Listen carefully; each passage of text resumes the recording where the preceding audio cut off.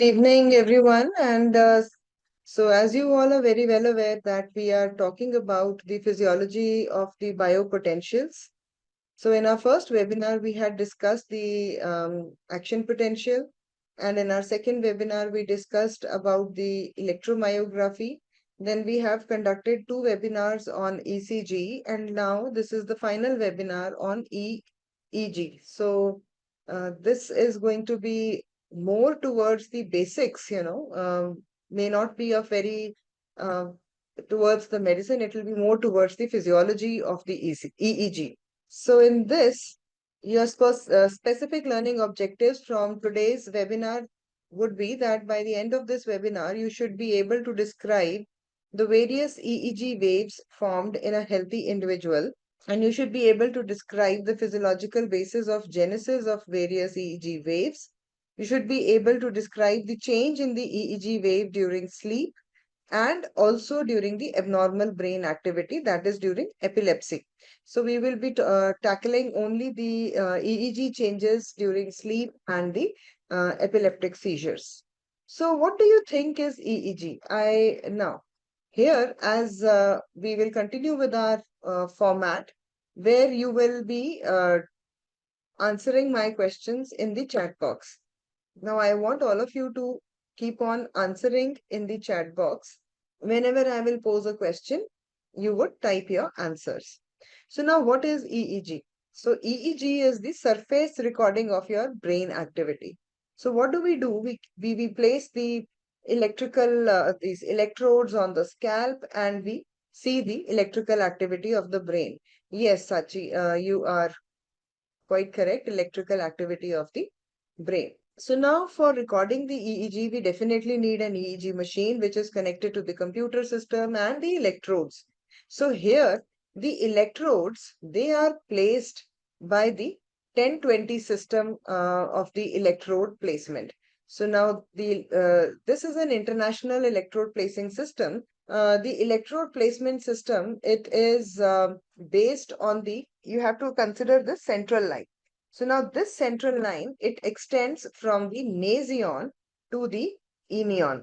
Yes, this one is the 1010 system, but usually what happens, the one which internationally used is the 1020 system.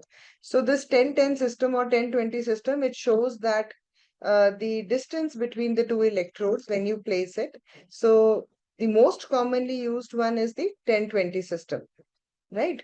So here, the central line, if you just, now this is the LPA is your left preauricle, and the right one is the right preauricle. And in the center, where this is the highest point, which meets between the central line and this distance between the two auricles, this one here is called as the CZ point. So from here, we place the electrodes, and understandable thing here is that all the even numbers, they are placed on the right side of the scalp, and all the odd numbers of the electrodes, they are referred to on the left side of the scalp. So now Dr. Hans Berger, he has given or we can say he identified these waves, and hence these waves are also named after him, and they are also called as the Berger waves. So now, broadly, there are four types of waves depending on the frequency. So the beta waves, they are the one which are recorded with when a person is awake and his eyes are open. So these waves are recorded when the person is alert and is awake with his eyes open. So these waves are having a very high frequency of around 14 to 80 per second, but uh, the amplitude of these waves is very small. So why the amplitude is small? Because as you can understand that each neuron, it has an action potential, it gives us a spike. So now when multiple neurons, they are giving the action potential, it generates the interference pattern. So because of this interference pattern, the waves, they cancel out each other, and the resultant amplitude, it comes small. So we have to understand that beta waves, though it has the highest frequency, and these are the waves which are recorded from the alert brain, the amplitude of these waves is small, and they are best recorded from the parietal and the frontal regions of the brain. The next wave is the alpha wave. So now alpha wave is also recorded from the awake brain, but here the eyes are closed. So here the discharge of the neurons becomes synchronous. So in beta waves, the discharge was asynchronous, and here the discharge in alpha waves, the discharge becomes synchronous. It is best recorded from the occipital, parietal, and the frontal region. Then we have the theta wave. Now, theta wave has a frequency which is less than the alpha waves. Now, here frequency is 4 to 7 per second, and these waves, they are seen during the emotional stress in adults, and they are also best recorded in the parietal or temporal regions. These waves are also seen during the degenerative brain diseases. Now, the last one are the delta waves. These are the waves with the lowest frequency. They are more synchronous waves. So amplitude of these waves is also very high. These waves physiologically are recorded during the deep sleep, and they are originated from, or they are coming, or they're originated from thalamus and the lower centers of the brain. I still remember my teacher, she used to tell us that how to remember that when these waves will be recorded. So I would like to share that mnemonic with you, or that tip with you. So she used to say that the beta waves would be best recorded when a person is beating around the bush, means when he is awake and his brain is actually very active. In that case, the beta wave would be recorded. And alpha wave will be when the eyes are closed and he is, trying to be more conscious, more calm with his eyes closed. In that case, there would be alpha wave. So he says, she used to tell us that the theta waves would be recorded in case of emotional stress. So she asked us to remember theta with thappad. So that is the emotional stress in adults, which would result in theta waves, and delta wave in deep sleep. So deep, D for delta and D for deep sleep. So in that case, these waves will be recorded. The delta waves will be recorded during the deep sleep. Now, when do we need to record the EEG waves? So what is the physioclinical significance of the EEG waves? We need to study the EEG waves, for the research purpose. If we have to see the functional activity of the brain, so one of these methods in which we can see the functional activity of brain is recording the EEG. So we can record the activity of the various parts of the brain. So can you just give me one more test which we can use to see the functional aspect of the brain? Any other test you could remember which we could do to understand or to study the functional aspect of the brain? It has something to do with the radiology. Yes, it says functional MRI. Yes. So functional MRI is one other thing where you can have a real time. What do you see in functional MRI? In functional MRI, the blood flow to that particular part of the brain increases. So whichever is using. But here in EEG, we would see the increase in the brain activity in that particular area. So we can use the EEG to actually see the brain activity during various tasks.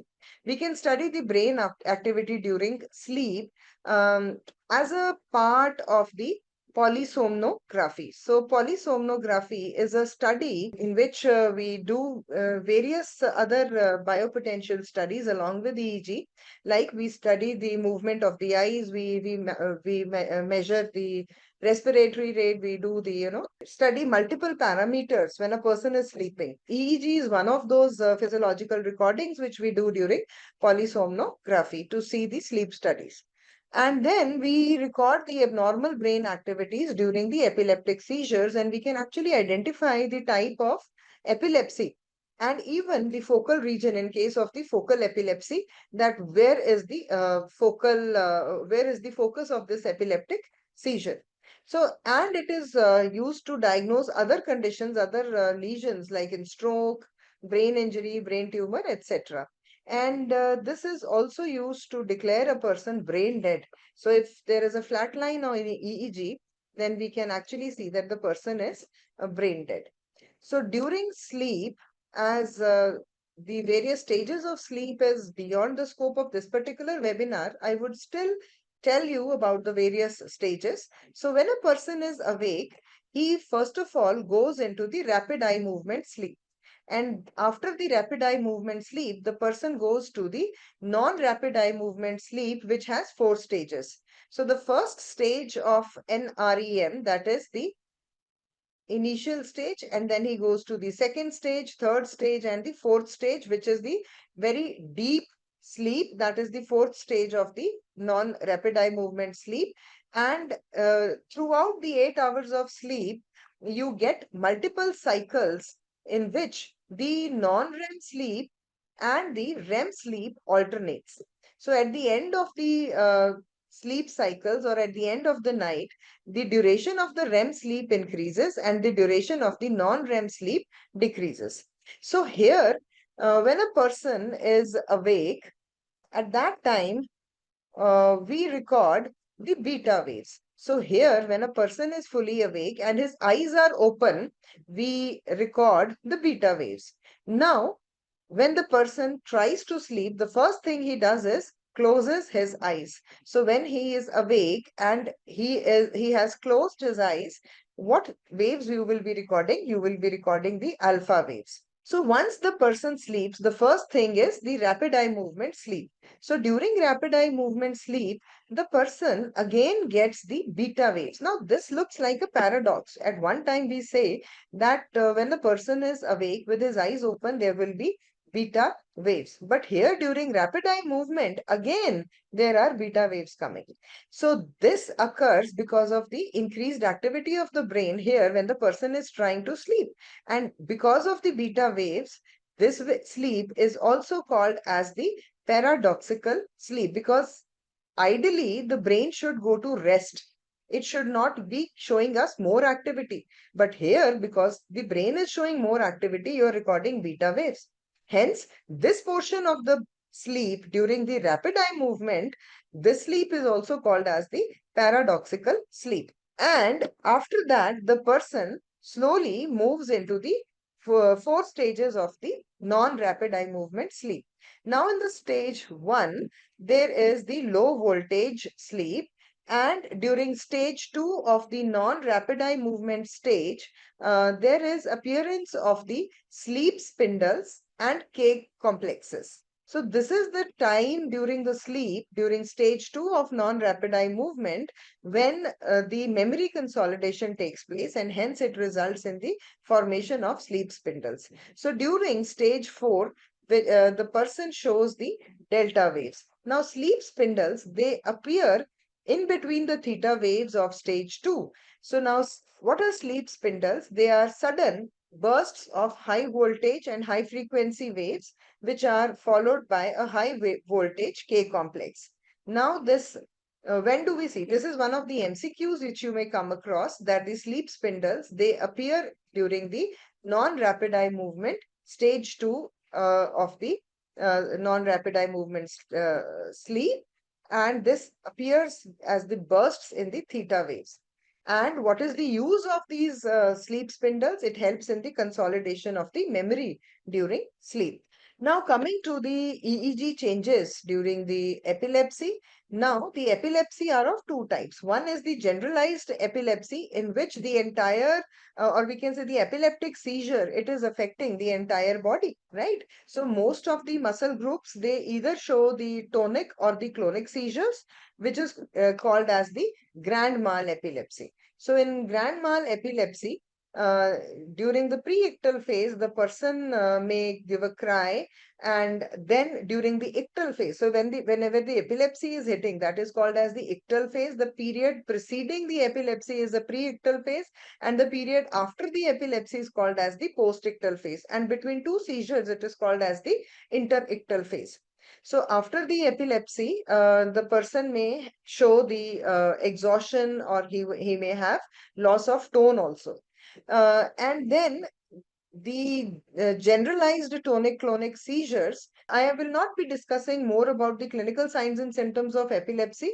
Our main focus is going to be on the EEG changes during the epilepsy. So just giving you an overview about the tonic-clonic seizures, that is grand mal epilepsy. But in the petit mal or the absent seizures, again, there the person may, suddenly go blank. He may become silent. He may have a fixed stare, but after that, he would be normal. You will not see any seizure in this. The epileptic activity is there in the brain. So now these were the generalized seizures. Coming to the focal or the partial seizures, focal seizures are the simple partial seizures or the complex partial seizures. In the simple partial seizures, there would be one focal activity of the brain from where the seizure would start. Now, this focal activity would result in seizures of only one part of the body. It will not affect the entire body. And one of the classical examples of simple partial seizures is Jacksonian march. I will discuss all these things in the upcoming slides also. The complex partial seizures are mostly seen in the temporal lobe. And since the temporal lobe is the site for the limbic system also, so it has the other auditory hallucinations or the emotional factors are there. Hence, it is also called as the psychomotor epilepsy. Now, talking about the generalized tonic-clonic seizures, so here you can see that the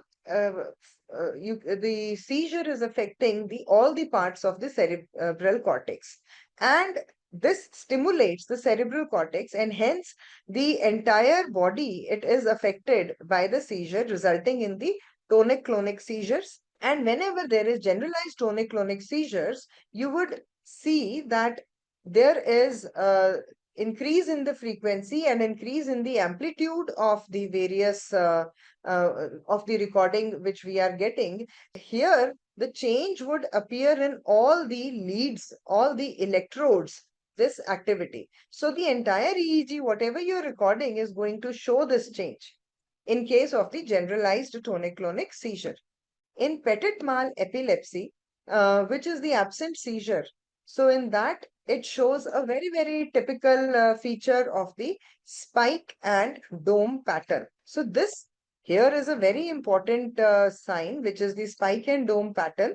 So in this, if it is occurring more than 3 hertz, so that shows that it is diagnostic of the petit mal epilepsy or the absent seizures. So here we can see that there is a spike and dome pattern here in the petit mal epilepsy, and this tracing here shows us the normal EEG till this point until there is onset of the grand mal epilepsy beyond this point, showing the increase in the frequency and the voltage of the EEG waves. While in simple partial seizures, there is only one focus, and this single focus can result in the tonic-clonic seizures in one part of the body. So you can have only one limb showing the tonic-clonic seizures, or there is atonia, or there is myoclonic seizures. But they are also showing the other signs, like the sensory symptoms may be there, showing the numbness or tingling. There could be autonomic symptoms like on the changes in the heart rate and blood pressure, or there could be psychic symptoms resulting in déjà vu. Next is the Jacksonian march. Now, as you can see, your motor homunculus, it is representing on the cerebral cortex. So here, for example, the seizure has begun from the thumb. Then it moves towards the hand. So you can see the progression of the seizure from one part of the body to the other part of the body, as if the seizure is marching from one part of the other body to other. Similarly, it can start from the face, then it can move to the body downwards. So this means that the seizure is marching on the homunculus, and also on the it is appearing on the body in the form of moving or the marching seizure. Hence, this is described as the Jacksonian march. The next is the EEG changes in the complex partial seizure or the temporal lobe epilepsy. As I've already told you, these changes would be visible in the temporal lobe leads, because here the epilepsy is involving only the temporal lobe.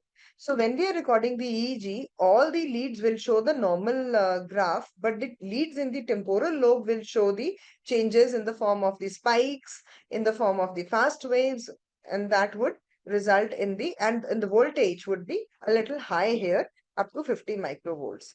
So that would happen in the complex partial seizures. So now we have a certain quiz to follow. Identify what type of epilepsy is seen. Please see that the changes are there in most of the leads, almost everywhere. So this is a kind of generalized lesion. So, but it is showing a typical pattern only for some time, and then the trace is resorting back to normal. Please identify the lesion. Pranav, this is not grand mal. Absent seizures. Yes. What is the other name of absent seizures? How would you identify absent seizures? What is the classical picture of the absent seizures? Purna. Spike and dome. So you can see a spike and a dome, spike and a dome, spike and a dome, right? So this spike and dome pattern is seen in all the leads, and it is just starting here and then it gets terminated here. So, and before and after this seizure, so we can see there is a brief period of spike and dome in all the leads. Hence, this is the petit mal epilepsy or the absent seizures. Now, this is the EEG which is recorded during sleep. So here you can see that when a person is awake, identify the rhythm here. Identify the rhythm. So here in rapid eye movement, this is your beta rhythm. So here it is slightly more synchronized. So what type of rhythm it would be? It should be awake with eyes closed. So what type of rhythm is this? Please answer. So if it is eyes closed, it is alpha rhythm. If it was eyes open, then it would have been the beta rhythm. But this one here is the beta rhythm when you are having the REM sleep. Now, can you identify in which stage the sleep spindles appear and K complexes appear? In which stage of sleep do you get sleep spindles? Please write the complete, Purna, write the complete stage. Is it stage 2 of which sleep? Stage 2, yes, non-rapid eye movement. And what is the normal wave here? You get in stage 2, what type of wave do you get? You have a theta wave, and then during that theta wave, you get K complexes and you get the sleep spindles. So these are seen in stage 2 non-rapid eye movement sleep. What stage, or in stage 4, what type of EEG recording or tracing will you get? In stage 4, what is this type of tracing? Delta. Perfect. Now, your second quiz here is, now this particular patient is showing us sharp waves in T6, T2 and T4. Identify the type of epilepsy which this patient is having. Which part of the brain is showing you which lobes basically? So if you are getting the recording in T6, T2 and T4, you're getting these sharp waves and you're getting this type of activity, right? So see here. So what do you understand by this? If it is in yes, it is a temporal. Yes, it is the complex partial seizure. So this is the psychomotor epilepsy or temporal seizures, complex partial seizures. Because it is not happening in all the leads. It's happening only in the temporal leads. Now, identify this. You can see the change happening in almost all the leads, and it happens suddenly and it happens, yes. So this is your grand mal epilepsy or general tonic-clonic seizures, which begin at one place. Where am I? Okay, you can see this is the point of onset, and after that, all the leads they show the high voltage and high frequency discharge, which shows us the onset of the grand mal epilepsy. So with that, we conclude, or we come to an end of the session. It was a small webinar. So if you have questions, we can take up your questions.